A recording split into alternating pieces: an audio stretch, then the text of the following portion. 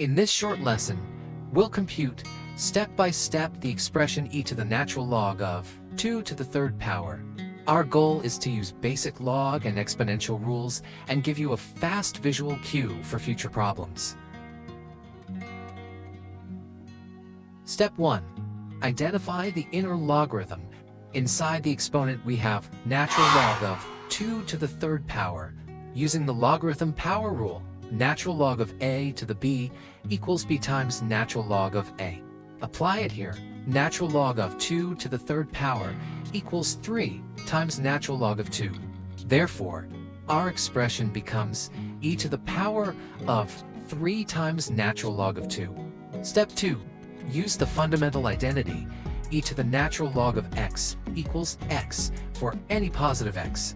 We can apply it in two equivalent ways. First way, directly undo the natural log.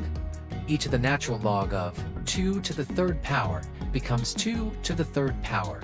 Second way, rewrite e to the power of 3 times natural log of 2 as e to the natural log of 2, all cubed, which becomes 2 cubed.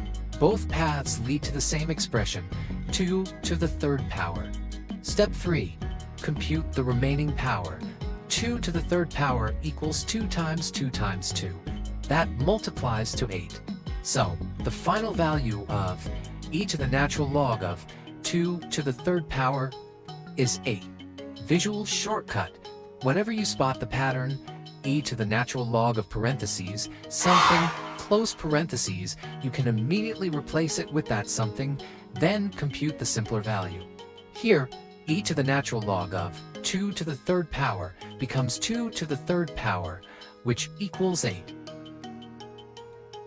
Thank you for watching. Tap like, share, and comment, and then follow and subscribe for more quick problem-solving tips. Let's make maths simple. One video at a time only on Myverse Maths.